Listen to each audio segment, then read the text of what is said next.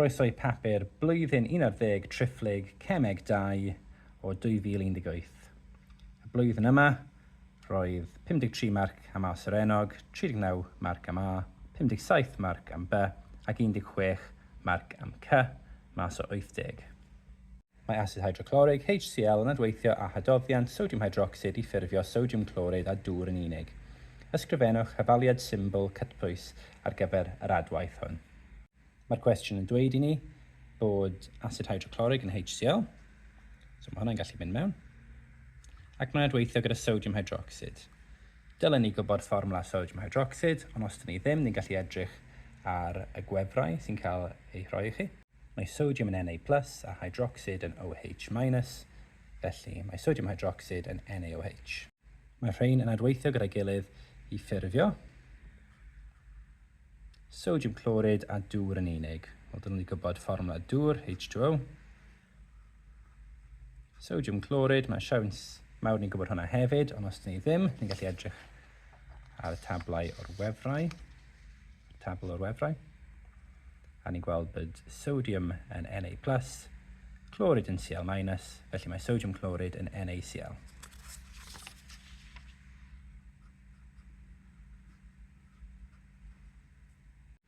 Mae angen i grŵp o fyfyrwyr ddarganfod cyfaint yr hydoddiant asid hydroclorig sydd ei angen i niwtralu 25 cm3 o hydoddiant sodium hydroxid.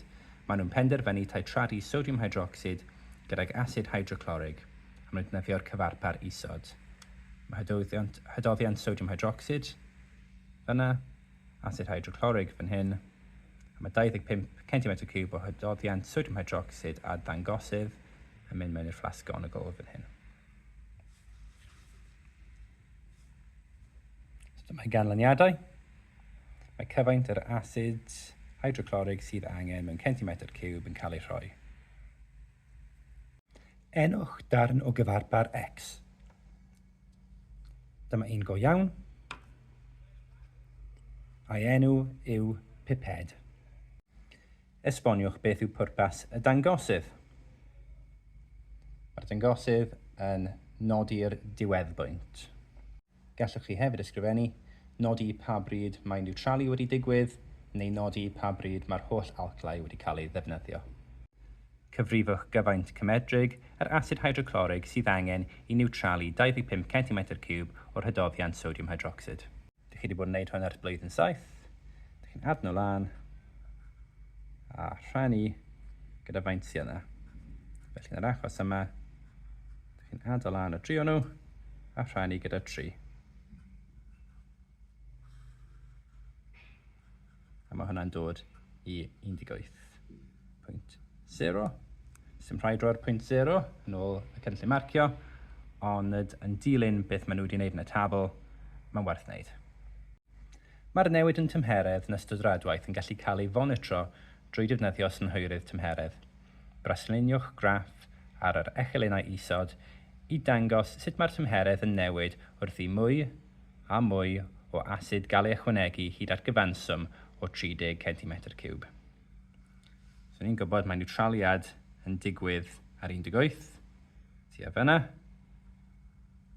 So mae'r tymheredd yn mynd i stop o mynd lan wrth ni'n pasio'r pwynt yna, a dyma'r tymheredd cychwynnol wedi marcio. So ni'n mynd lan tuag at 18, a wedyn ni angen dechrau gostwng wrth i egni dianc i'r ystafell fel paned o goffi yn mynd yn oer. Mae'r arbrawf yn cael ei ailadrodd gan defnyddio asid hydroclorig a hanner y cronodiad gwreiddiol.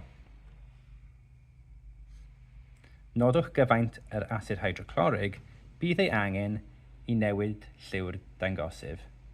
So ni'n defnyddio alclau o'r un cronodiad ar un cyfaint, ond ni nawr yn defnyddio asid gyda hanner y cronodiad.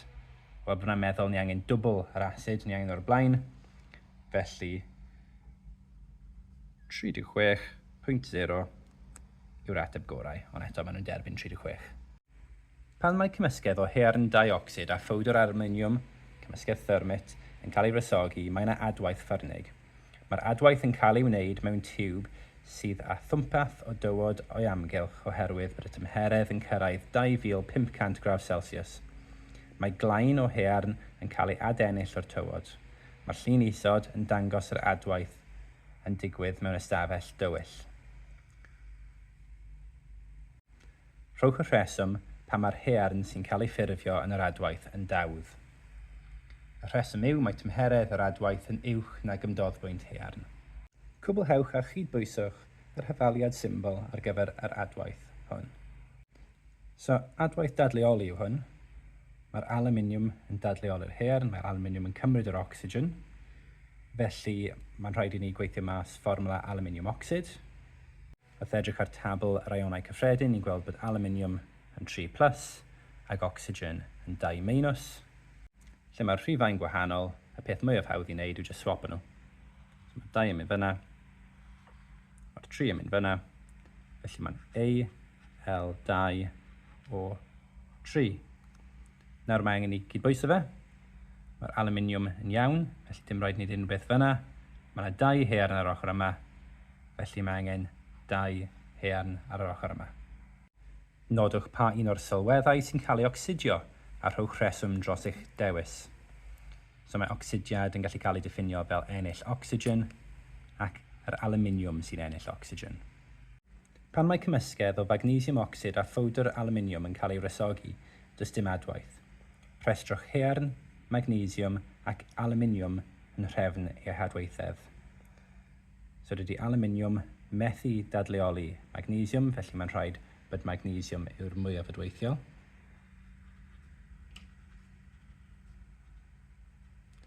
Mae aluminiwm yn gallu dadleoli haearn, felly mae'n rhaid bod haearn yn y lleiaf adweithiol.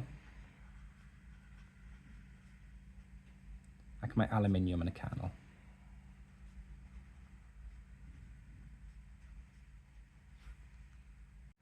Mae rhai metelau'n fwy adweithiol na'i gilydd. Mae metel mwy adweithiol yn dadleoli metel llai adweithiol o'i gyfansoddion.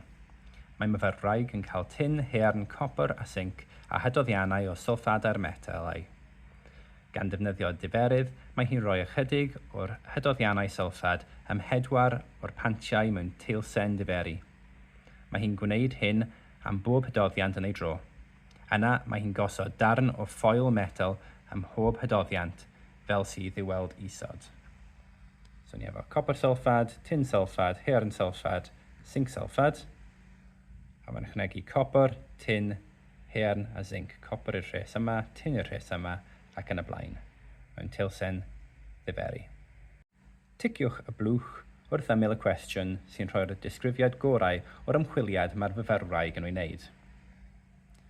Pa ddadleoliad yw'r un mwyaf exothermig? Mae hi mewn mesur tymheredd, so meddwl hwnna. Pa fetel sy'n gallu dadleoli copr o'r hydoddiant? Os o hi'n neud hwnna, beth yw'r pwynt o ddefnyddio tin sylffad, haearn sylffad a zinc sylffad? Beth yw ystyr y gyfres adweithedd? Wel eto na, sa'n siŵr mae hwnna'n ateb y cwestiwn na. Beth yw safleoedd y 4 metr yn y gyfres adweithedd? Mae hi'n gallu rhoi nhw mewn i gyfres adweithedd gan defnyddio'r arbrawf yma. Mae'r fyfyrwraig yn cyfnodi'r canlyniadau drwy roi tic wrth ymyl cymysgedd sy'n dangos arwyddion o adwaith a chroes wrth ymyl cymysgedd sydd ddim yn dangos unrhyw arwyddion o adwaith. Mae'r fyfyrwraig yn dod i'r casgliad bod tin yn dadleoli copr, haearn yn dadleoli tin, haearn yn dadleoli copr, zinc yn dadleoli haearn. Rhowch lythyren y deilsen isod sy'n dangos y canlyniadau gafodd ei cofnodi. So rhaid ni checo pob un o'r ein yn ei dro. Tin yn dadleoli copr. So ni angen tin ydy'n dadleoli copr o copr sylffad ydy, so mae'n gallu bod yn hwnna. Tin copr sylffad ydy, tin copr sylffad, mae ddim yn hwnna, tin copr sylffad. Haearn yn dadleoli tin. So haearn fan hyn yn dadleoli tin fyna ydy, haearn yn dadleoli tin nac ydy. So mae ddim yn hwnna. Haearn yn dadleoli tin ydy. Haearn yn dadleoli copr. So haearn yn dadleoli copr ydy, haearn yn dadleoli copr ydy. Zinc yn dadleoli haearn. So mae zinc yn mynd i dadleoli haearn fan hyn nac ydy. So, zinc yn dadleoli hern ydy, felly mae'n rhaid bod dy yw'r un cywir. Mae myfyriwr arall yn dweud nad oedd angen gwneud pob prawf. Rhowch un enghraifft o brawf doedd ddim angen ei wneud. Esboniwch eich dewis. Copr yn copr disulfad, neu chi'n rhoi tin yn tin sulfad, her yn her sulfad, zinc yn zinc sulfad. A'r esboniad yw, dydy metelau ddim yn dadleoli eu hunain o hydoddiad. A llongyfarchiadau, os chi wedi cael popeth yn iawn hyd yn hyn, buasach chi wedi cael C mewn papur 2018. Mae copr yn dadleoli arian o hydoddiant arian nitrad, AgNO3. I ffurfio hydoddiant copr dinitrad, disgrifiwch un newid byddai'r fyfyrwraig yn ei weld yn ystod yr adwaith dadleoli hwn. Wel, mae arian yn cael ei dadleoli, felly'r un mwyaf amlwg yw mae solid arian yn ffurfio. Dylech chi hefyd gwybod bod hydoddiannau copr yn las, felly gallwch chi hefyd dweud bod yr hydoddiant yn troi yn las. Ysgrifennwch chyfaliad symbol cytbwys ar gyfer yr adwaith hon. So mae copr yn Cu, ni'n gallu edrych lan y tabl cyfnodol, ac mae'n adweithio gyda arian nitrad, mae'n dweud bod y fformula o arian nitrad yn AgNO3.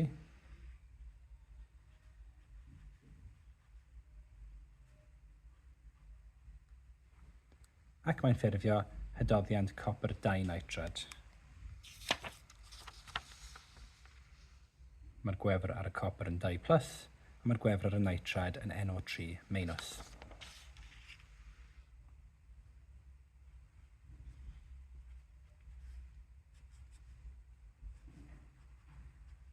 Dim rhif fyna, i symud draw fyna, a mae'r 2 draw fan hyn yn mynd lawr fan hyn. Felly mae'n Cu cromfachau NO3 cromfachau 2. Mae angen 2 NO3- i canslo mas y gwefr ar y copr. Mae'n dadleoli'r arian plus Ag. Nawr angen ni cydbwyso'r hyfaliad yma. Mae yna 2 NO3 fan hyn, felly angen 2 o'r rhain. Mae hyn nawr yn meddwl mae yna 2 arian, felly ni angen 2 arian fan hyn, a mae'n cydbwyso. Mae'r siart bar yn dangos y cyflenwad a'r galw cymharol am rhai ffracsiynau sydd i'w cael o olew crai. Ni efo'r galw mewn llwyd a'r cyflenwad mewn D. Defnyddiwch y siart bar i ddisgrifio sut mae'r gwahaniaeth rhwng y cyflenwad a'r galw am ffracsiynau yn newid wrth i hyd y gadwyn gynyddu. Hyd at C13, C16, mae'r galw yn fwy na'r cyflenwad. Dyma'r galw, dyma'r cyflenwad, a bob un chi'n gallu gweld bod y galw yn fwy na'r cyflenwad. O C17 i C20, mae'r cyflenwad yn fwy na'r galw. Mae cwmnïau olew wedi datrys problem gorgyflenwi rhai ffracsiynau trwy ddefnyddio proses yr enw cracio. Mae C14, H30 yn gallu cael ei gracio i ffurfio hecsen, ethen a hydrocarbon A. Cwblhewch yr hyfaliad ar gyfer cracio C14, H30. So mae cracio fel cymryd siswrn i hydrocarbon hir a torio mewn i rhai fach. So mae 14, tynnu 6, tynnu 4, mae yna 2 C2H4, so mae yna 4 C fan hyn. So mae'n 14 tynnu 10, so mae'n C4, a wedyn un peth gyda'r H, so H30, mae yna 8 H fan hyn, mae yna 12 H fan hyn, so C30 tynnu 20, 12 plus 8 yw 20, so 30 tynnu 20 yw H10. Enwch hydrocarbon A, dylech chi gallu enwi'r 5 hydrocarbon cyntaf, methan, ethan, propan, butan. Butan yw rhif 4.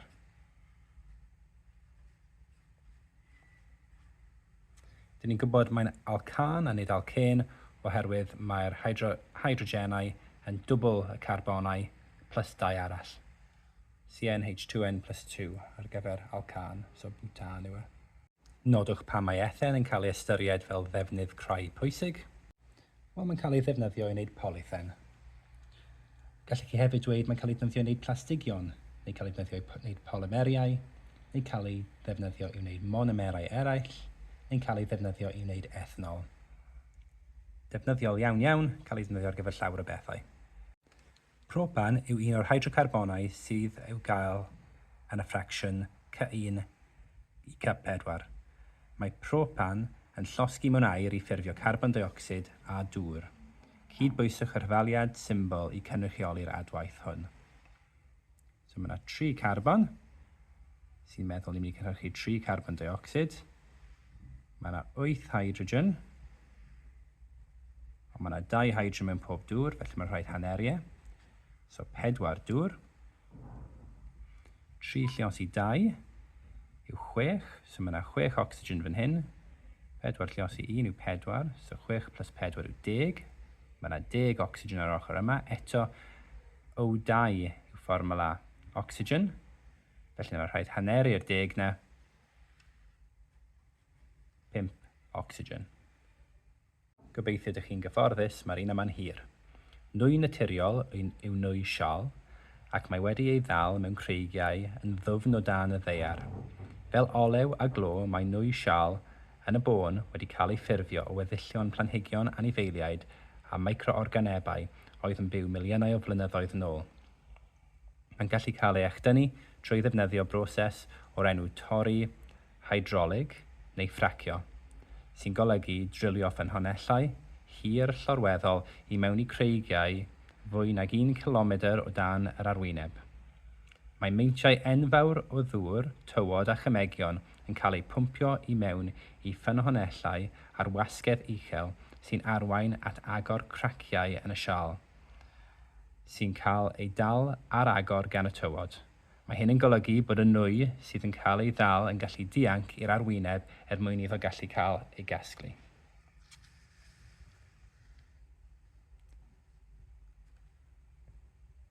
Mae'n rhoi'r diagram yma i ni. So ni efo llwyfan drilio, tanciau storio, lefel trwythiad, dŵr gwastraff a nwy sial yn cael ei pwmpio i'r arwyneb, cemegion, dŵr a thywod yn cael ei chwistrellu ar wasgedd uchel. Mae'r gwasgedd yn achosi i'r graig o amgylch y beipen gracio. Mae'r tywod yn dal y craciau ar agor gan adael i'r nwy sial ddianc. Mae cefnogwyr ffracio yn dadlau y bydd echdynnu dyddodion nwy sial yn helpu i gadw egni fforddiadwy ac lleihau defnydd o lo, mwy brwnt neu budur. Ond mae gwrthwynebwyr yn dweud bod ffracio'n beryglus ac yn llygru a byddai tapio i mewn i gyflymwadau nwy sial ychwanegol yn cynyddu allyriadau carbon dioxid. Y brif ddadl ynglŷn â nwy sial yw potensial ffracio i halogi cyflymwadau dŵr yfed a nwy sial neu gymegion drilio. Mae materion eraill yn cynnwys y meintiau enfawr o ddŵr a chymegion sy'n cael ei defnyddio yn y broses echdynnu, y dŵr gwastraff sy'n cael ei gynhyrchu a chrynodau y daeargryn. Possible. Diciwch y bwlch wrth ymyl y gosodiad sy'n nodi'r sylweddau sy'n cael eu hadennill yn ystod y broses ffracio. Efe nwy sial yn unig, nwy sial a dŵr wedi halogi, nwy sial a thywod, neu nwy sial, thywod a cymegion gwenwynig. Mae'n gofred ar y diagram. Mae'n dweud arwydd yn mynd lan, dŵr gwastraff a nwy sial yn cael ei pwmpio i'r arwyneb. Felly, yr ateb yw nwy sial a dŵr wedi halogi.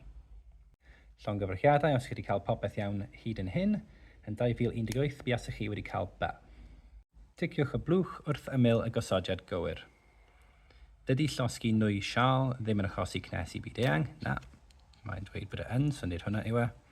Mae cymegion sy'n cael ei defnyddio i ffracio yn halogi ein dŵr yfed. Mae'n sôn am dŵr yfed yn cael ei halogi. Mae ddim yn sôn am cymegion yn cael ei defnyddio yn ystod y proses yn wneud hwnna. Mae ffracio'n cynhyrchu meintiau enfawr o ddŵr wedi halogi. O bosib, mae'n sôn am ffracio yn hylogi dŵr. Mae nwy sial yn ffynhonnell egni adnoddadwy. Na, mae e ddim. Mae'n cynhyrchu. Mae wedi ffurfio o creaduriaid morol o filiynau o flynyddoedd nôl a does dim posib cael mwy o fe. Mae nwy sial yn rhatach na thnwyddau ffosil eraill. Mae ddim yn dweud hwnna. Felly dyma'r ateb. Mae ffracio'n cynhyrchu meintiau enfawr o ddŵr wedi ei hylogi. Mae calsiwm ac ocsigen yn weithio i ffurfio calsiwm ocsid. Esboniwch gan ddefnyddio diagramau dot a chroes sut mae bondio'n digwydd pan mae calsiwm ocsid yn cael ei ffurfio. Mae calsiwm mewn grŵp 2, felly mae efo 2 electron yn plisgyn allanol. Mae ocsigen mewn grŵp 6, felly mae efo 6 electron yn plisgyn allanol. A mae dim ond rhaid dangos yr electronau yn y plisg allanol yma. Dyma'r diagram yn dangos y 2 electron ar tifas calsiwm a'r 6 ar tifas ocsigen. A mae'r 2 electron yn symud o calsiwm i ocsigen mwyn i'r 2 cael plisg allanol llawn. Mae hwn yn ffurfio ion calsiwm. Wedi colli 2 electron a mae electronau'n negyddol, felly mae'n ni cael gwefr o 2+. Ac mae ocsigen wedi ennill 2 electron, ac eto mae electronau yn negyddol. Felly mae hwnna yn ni cael gwefr o 2-. Mae'n rhaid dangos yr electronau sydd wedi dod o'r calsiwm yn wahanol i'r electronau arall yn plisgyn allanol yr ocsigen. Mae'r tabl yn dangos 2 sylwedd, calsiwm ocsid gyda ymdoddbwynt o 2613 a sodiwm clorid gyda ymdoddbwynt o 801. Esboniwch pam mae gan y 2 gyfansoddi'n hyn ymdoddbwynt uchel a pham mae ymdoddbwynt calsiwm ocsid yn uwch. Mae'r esboniad gyntaf i esbonio pam mae'r 2 efo ymdoddbwyntiau uchel yw oherwydd mae bondiau ionig yn cryf. Neu gallu dweud mae yna bondiau cryf rhwng yr ionau neu grymoedd electrostatic cryf rhwng yr ionau ond rhyw syniad bod bondiau ionig yn cryf. Ar gyfer yr ail esboniad, well ni edrych ar y gwefrau.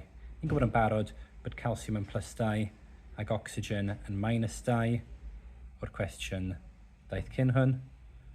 Ond rhaid ni hefyd edrych lan sodiwm sy'n +1 a clorid sy'n -1.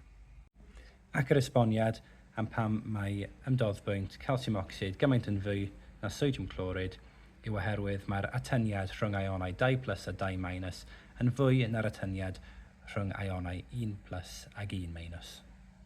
Mae graphen a graffit yn ffurfiau gwahanol ar garbon. Dyma graphen a dyma graffit. Esboniwch sut mae'r bondio sy'n bresennol yn y ddwy ffyrdd yn gwneud nhw'n ddargludyddion trydan da. Dyle esboniadau i wneud â graphen a graffit cyfeirio i'r ffaith bod pob atom carbon ond wedi fondio a 3 atom carbon arall. Cofio mae carbon mewn popeth arall yn bondio at 4 atom arall. Oherwydd hyn, mae efo electronau dadleoledig sy'n gallu symud trwy'r adeiledd.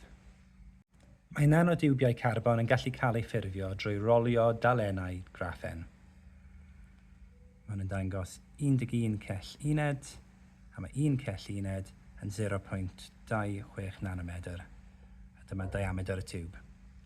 Mae dalen o graphen a lled o 11 cell uned yn cael ei rholio i ffurfio nanodiwb. Defnyddiwch y wybodaeth isod i gyfrifo diameter y nanodiwb sy'n cael ei ffurfio mewn metrau. Ysgrifennwch eich ateb yn y ffurf safonol. So mae'n dweud i ni bod cylchedd yw pi lluosi diameter, yn rhoi pi, a maen nhw hefyd yn rhoi bod 1 nanometr yn 1 lluosi 10 i'r -9 metr. So mae'r 1 yw am gweithio mas y cylchedd. Mae'n 11 cell uned ar draws, a mae pob cell uned yn 0.26, felly 11 lluosi 0.26 yn dod i 2.86. Mae'r ailmarc am aildrefnu yr hafaliad sy'n cael ei rhoi i ffeindio'r diameter. So mae diameter yn cylchedd dros pi yw 2.86. Rhaid gweithio mas yn y rhan diwethaf, rhai gyda pi 3.14. Ac mae hwnna'n dod i 0.91 nanometr. Nanomedrau ni wedi bod yn defnyddio hyd yn hyn. Ond mae'r diameter maen nhw eisiau mewn metrau. Maen nhw'n dweud ni'n cwestiwn bod 1 nanometr yn 1 lluosi 10 i'r -9 medr. Felly gyd yn rhaid i wneud yw cymryd ein nanomedrau a rhoi lluosi 10 i'r -9 ar bwysau. So 0.91 lluosi 10 i'r -9 yw'r ateb. Efo'r cwestiwn yma, mae A o fewn golwg. Os chi'n cael 2 marc yn y cwestiwn yma, cael bopeth arall yn iawn, ydych chi cael gradd A. Mae asid sulfuric yn cael ei gynhyrchu drwy'r broses gyffwrdd. Mae'r hyfaliad yn cynrychioli 1 cam yn y broses, 2SO2 nwy plus O2 nwy yn rhoi 2SO3 nwy ac mae'r proses yma yn gildroadwy.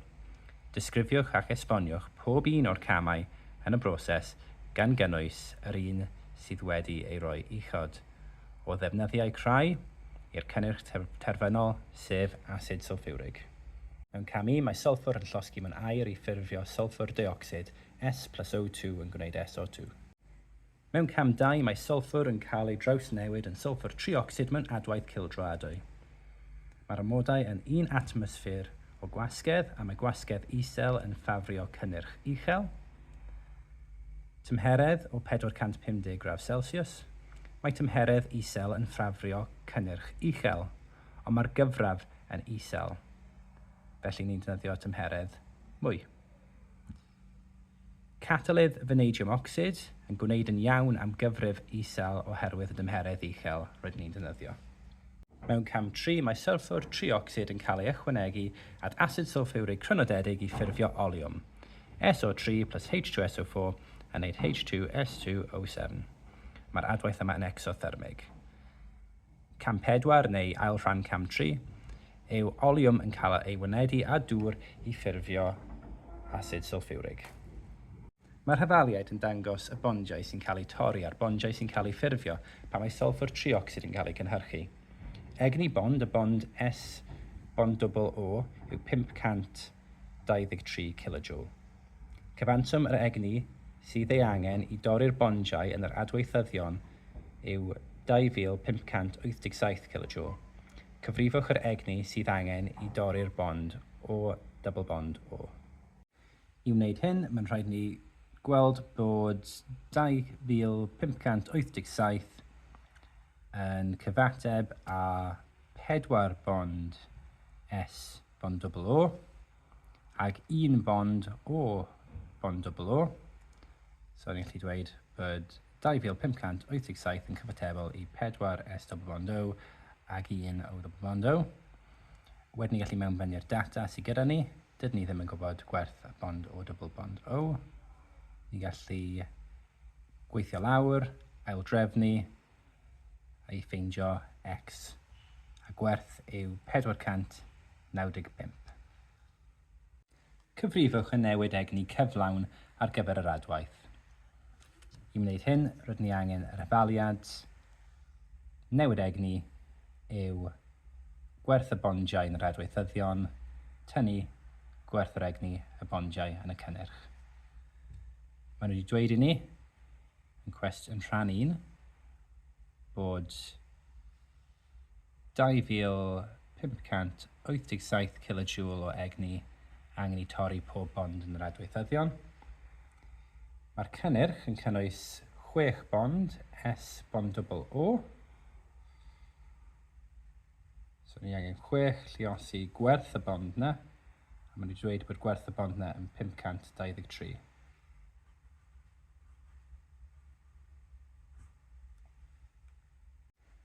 Mae'n werth gweithio mas y darn hyn. Rydych chi dal yn gallu cael marc ar gyfer hwn hyd yn oes mae'r darn nesaf yn anghywir. Ond mae 2587 tynnu 3138 yn dod i -551. Cwblhewch y proffil egni ar gyfer yr adwaith. Wel, mae'n negyddol, felly mae'r adwaith yma yn exothermig. Felly mae gan y cynhyrchion llai o egni na'r adweithyddion, oherwydd mae egni wedi cael ei ryddhau. Felly ni roi hwnna fyna a llunio cronflyn rhyngddyn nhw. Fel arfer, mae gwrteithiau'n cynnwys cyfansoddion y tair elfen hanfodol sydd eu hangen fel bod planhigion yn tyfu mewn ffordd iach a chynhyrchiol.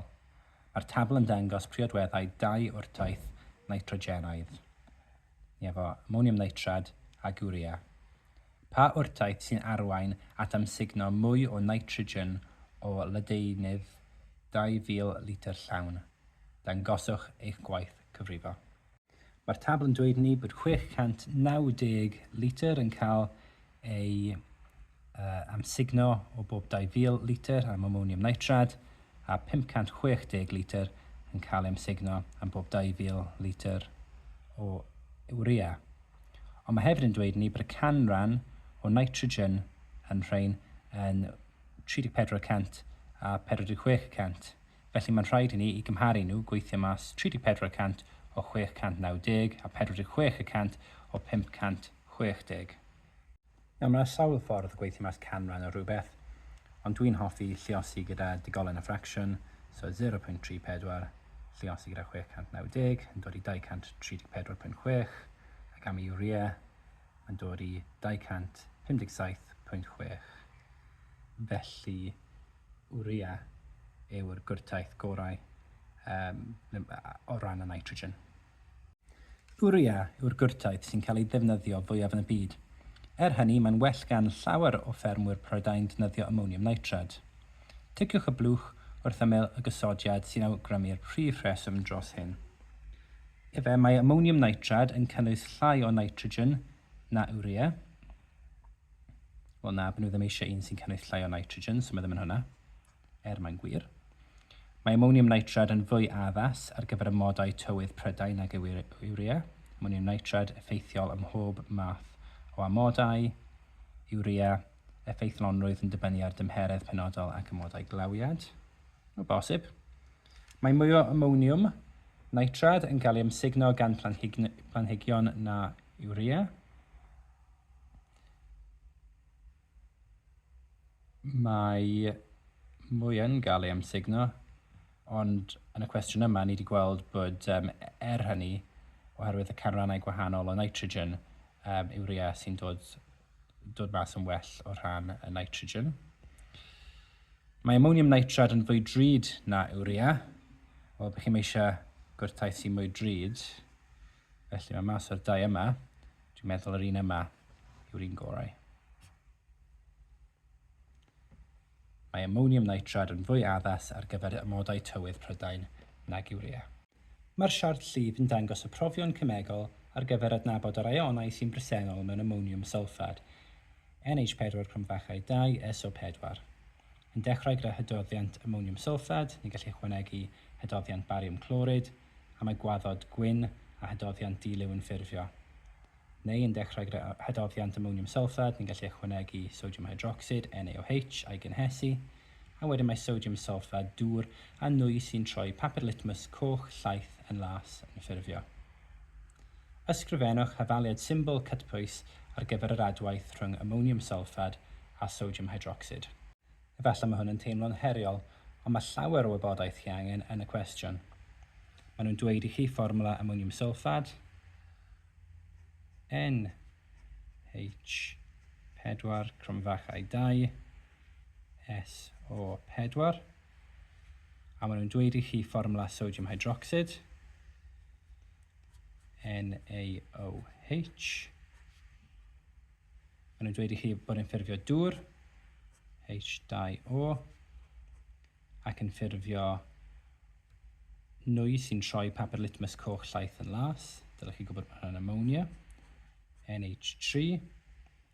So yr unig peth ni angen ffeindio yw fformwla sodium sulfad.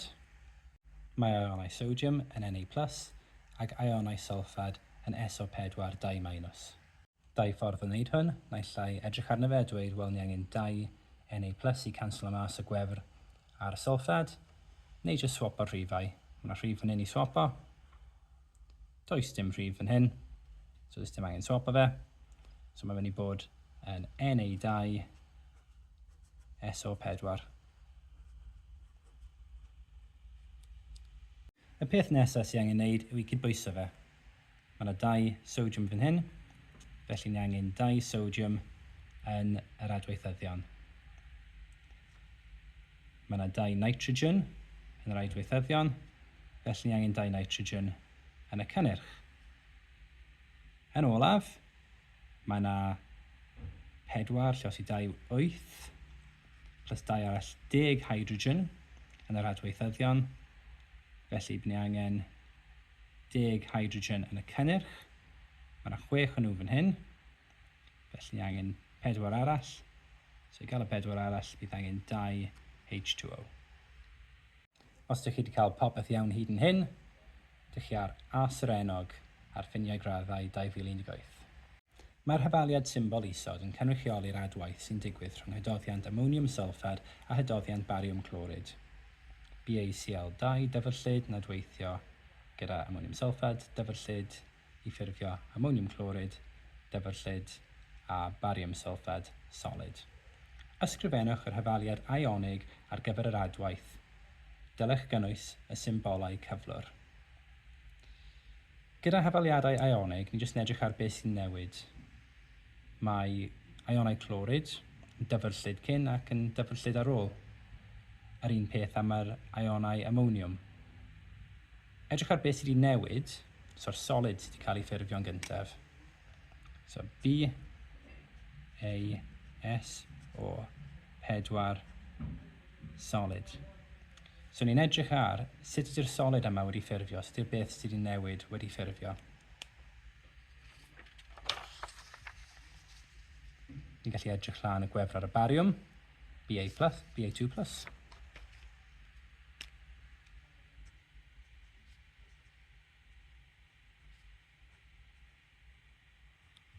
Ac mae'n dyfyrllyd i ddechrau. Ac yr ionau sulfad. Ni'n gallu edrych nhw lan hefyd. SO4, 2-.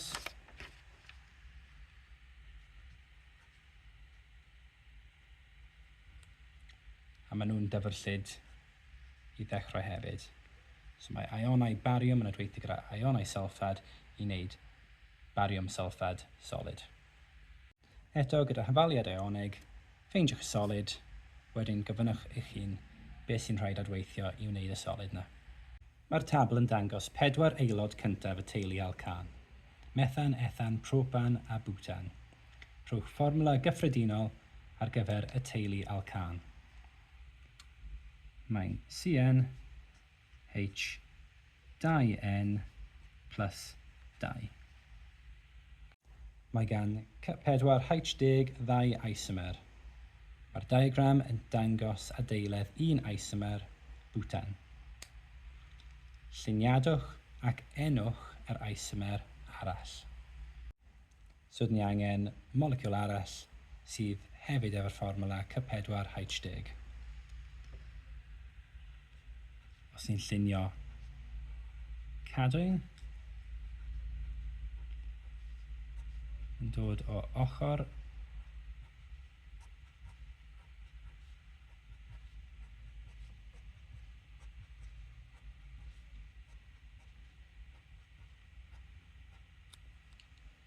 wedyn, dyn ni efo 1, 2, 3, 4, 5, 6, 7, 8, 9, 10, H, 1, 2, 3, 4, C. So nawr yr unig peth sy'n ar ôl yw i enwiau. So ni'n edrych am y cadwyn hiraf. Methan, ethan, propan. So mae hwn yn propan, ond mae yna grŵp methyl yn dod bant o'r carbon yn y canol, felly mae hwn yn methyl propan.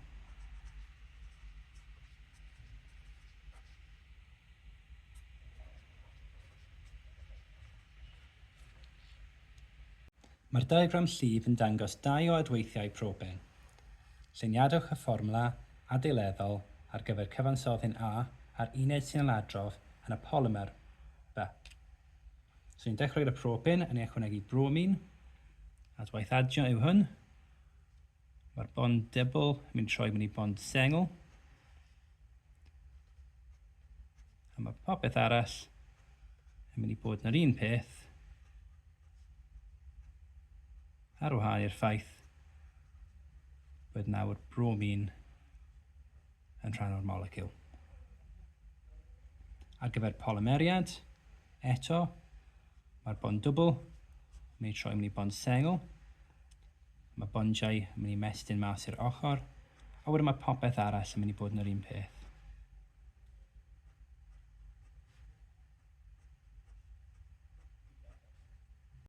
Mae myfyriwr yn cael hylif di-liw Mae'n credu mai ethanol yw'r hylif. Disgrifiwch brawf gemegol byddai'n gallu ei wneud mwyn dweud yn bendant mai ethanol yw'r hylif. Dylech gynnwys yr arsylw byddai'n ei wneud. So, prawf yw hydoddiant. Potassium. Dichromad.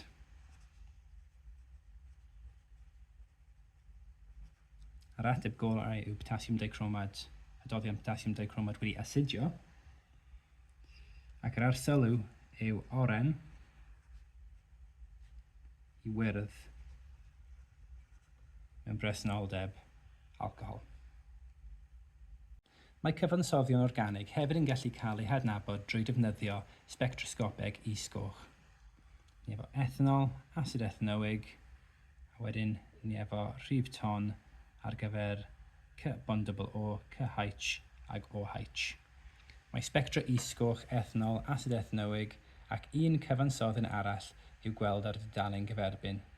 Defnyddiwch y wybodaeth yn y tabl i adnabod y spectra sy'n perthyn i ethanol ac asid ethanoig. Os o fi'n chi, buasai jyst yn dysgu beth mae'r brigau yn edrych fel. Ac yn gallu gweithio mas gan defnyddio'r rhifau, ond mae yna llawer o lle chi'n gallu drysu eich hun oherwydd maen nhw'n edrych yn debyg iawn o ran y rhifau. Mae alcohol efo brig dwfn a crwn yn brig arall drws nesaf ar gyfer OH a'r CH. Ac eto, os chi'n dysgu'r siap, na'r ffordd mwyaf hawdd i wneud hwnna. So spectrum A yw ethanol. Mae asid carboxylig efo brig llydan iawn ac mae'n edrych fel yr un yma fan hyn. Wedyn mae'r brig dwfn yma yn C double bond O. Ond eto, os ydych chi jyst yn dysgu beth mae asid carboxylig yn edrych fel ac alcohol yn edrych fel, wedyn mae'r marciau yma'n rhwydd. Mae myfyrwraig yn defnyddio'r cyfarpar sydd i'w weld i ymchwilio i sut mae newid y cerynt yn effeithio ar mas o gopor sy'n cael ei ddyddodi ar y catod. So ni efo anod copor a catod copor a hydoddiant copor disulfad. Mae'r un cyfaint a chronodiad o hydoddiant copor disulfad yn cael ei defnyddio bob tro. Mae pob arbrawf yn cael ei redig am 10 munud. Mae pob darlleniad yn cael ei gymryd ar dymheredd ystafell. Mae'r dull gweithredu canlynol yn cael ei ddilyn cyn ei bod yn bosib darganfod mas y copr. Mae'r electrod yn cael ei dynnu allan o'r electrolyt yn ofalus. Mae'r dyddodyn copr yn cael ei olchi. Mae'r electrod a'r dyddodyn copr yn cael ei sychu. Mae canlyniadau i'w gweld yn y tabl canlynol. So efo'r cerynt, mas y copr sy'n cael ei ddyddodi, ac gallu gweld wrth i'r cerynt cynyddu, mae mas y copr yn cynyddu. Dewiswch raddfeydd addas ar gyfer echelynau isod a fflotiwch y cerynt yn erbyn mas y copr sy'n cael ei ddyddodi. Tynnwch linell addas. Y cam gyntaf yw i pigo graddfa priodol, a mae hwnna werth 1 marc. Y peth nesaf i'w wneud yw i plotio pob pwynt a rhaid bod yn gywir gyda rhain, rhaid bod o fewn hanner sgwâr o'r lle gywir.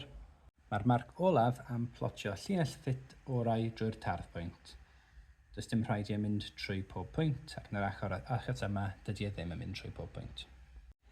Wel, mae hwn yn min, na i gadw mewn y fideo.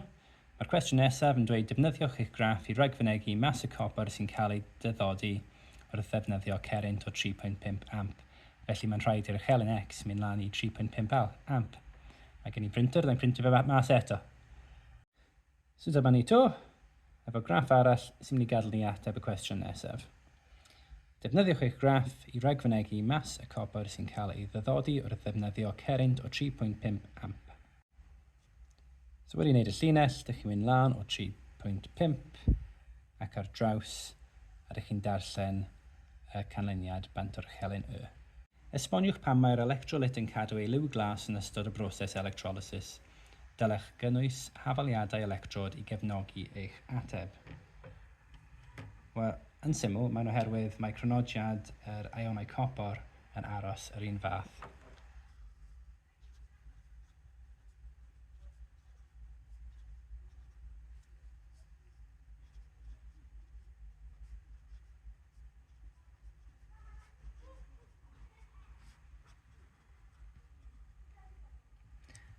dau hafaliad electrod yw mae copr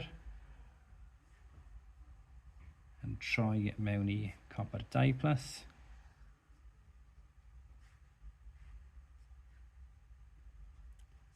a 2 electron, a mae copr 2+ yn ennill 2 electron i ffurfio copr. Mae copr yn gadael ac yn mynd i mewn i'r hydoddiant ar yr un gyfradd. Mae diffyg trial yn cael ei achosi gan ormodedd o asid hydroclorig yn y stumog.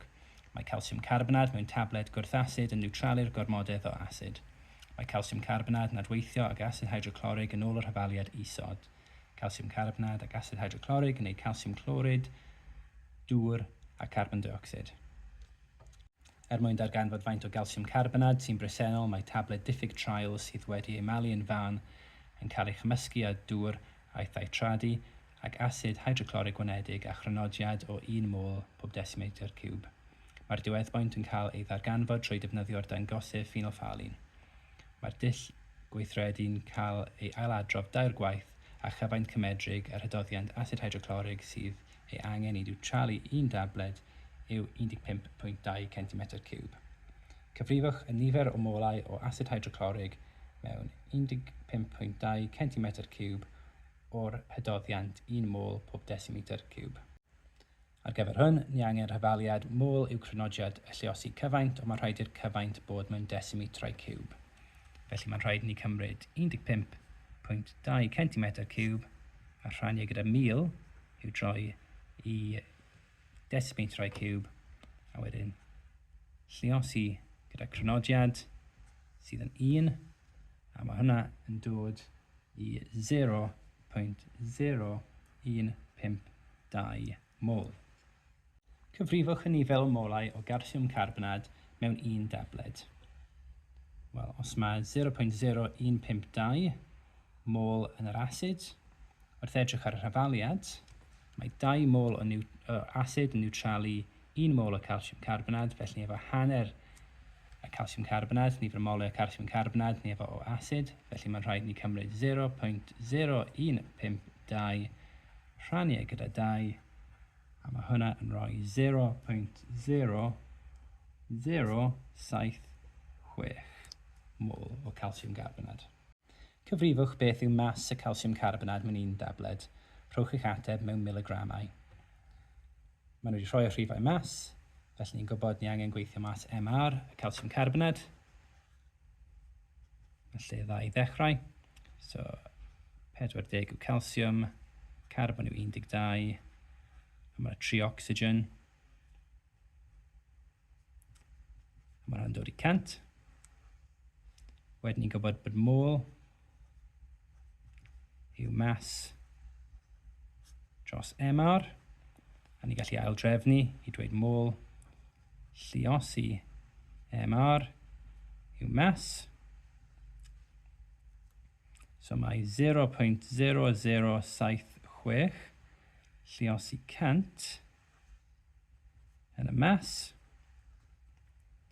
Felly mae 0.76 gram yn y mas. Ac i troi gramiau i miligramiau, mae'n rhaid lluosi gyda 1000. So 0.76 lluosi gyda 1000 yw 760 miligram. Mae'r diagram yn dangos y labeli ar becyn o dabledu diffyg trial. Awgrymwch esboniad am y gwahaniaeth rhwng eich ateb yn rhan C a'r wybodaeth sy'n cael ei rhoi ar y pecyn.